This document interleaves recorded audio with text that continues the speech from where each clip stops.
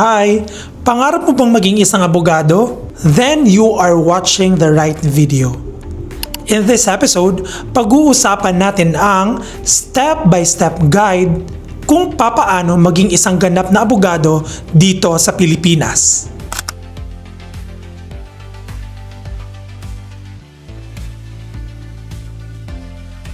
Step number 1, finish your secondary education or K-12. Siyempre, dito muna magsisimula ang lahat.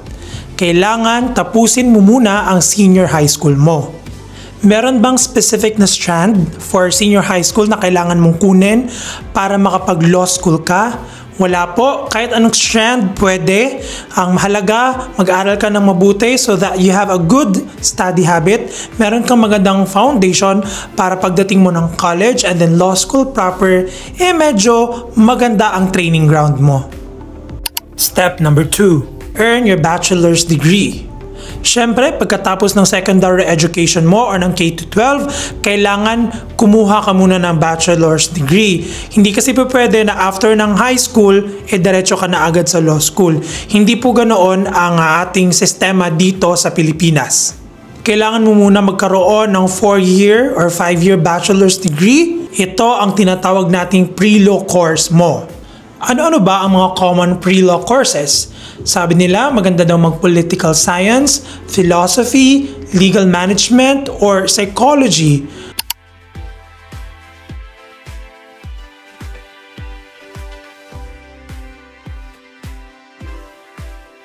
As for me, kahit anong kinuha mo ng college, kahit ano yung natapos mo na degree as your pre-law, walang problema, okay na okay yan. Ang mahalaga, magkaroon ka ng tamang disiplina sa pag-aaral dahil yan ang isa sa matindi mong magiging weapon para ma-survive mo ang law school.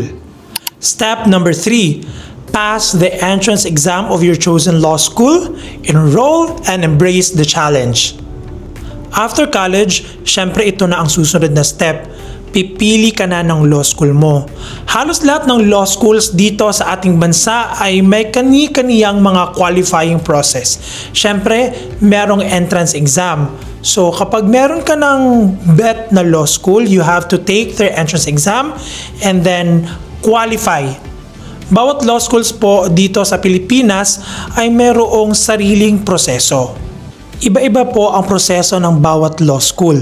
But the usual practice ay, of course, merong entrance exam na kailangan mong ipasa and then the interview process. Dito masusukat ng law school na gusto mong pasukan kung talagang handa ka na ba sa law school o fit ka ba sa law school na gusto mong pasukan.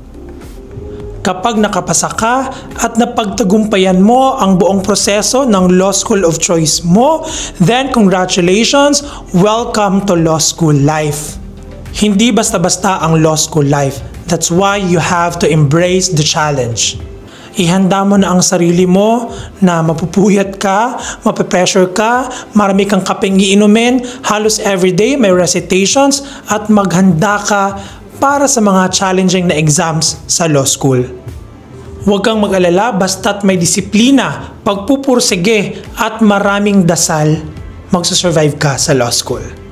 Step number 4, get that Juris Doctor degree. Generally, 4 years po ang law school.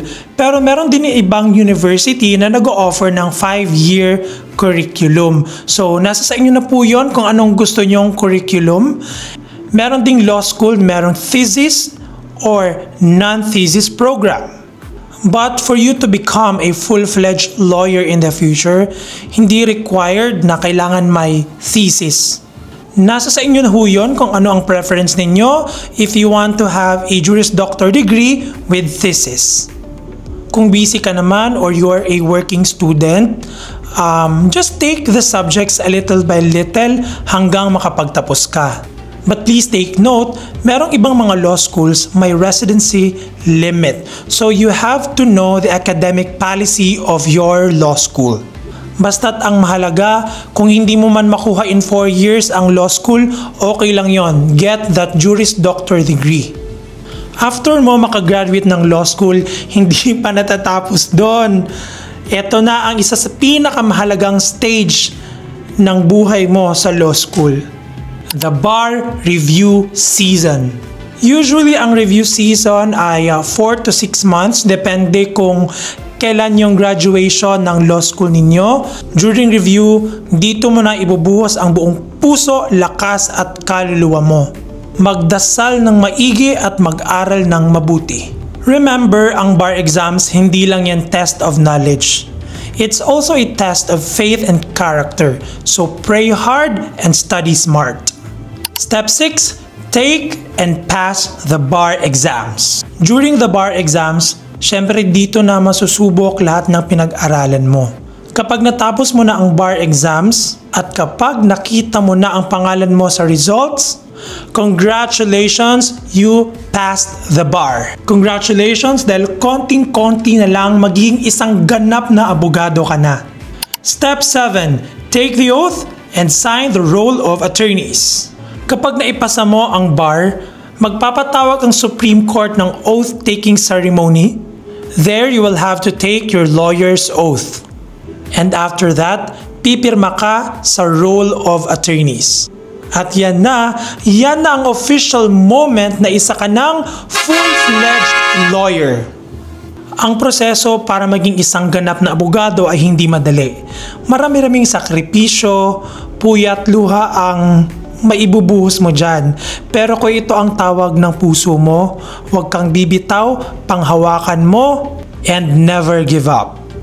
Just persevere and have faith in the Lord. Kaya't kung pangarap mo talaga maging isang attorney, huwag ka nang magpatumpik-tumpik pa, mag-enroll ka na. And ngayon pa lang, I would like to congratulate you.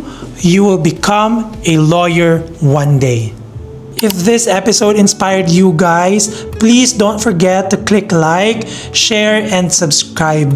And remember, kung kinaya ko, kakayanin mo rin. You will become a lawyer.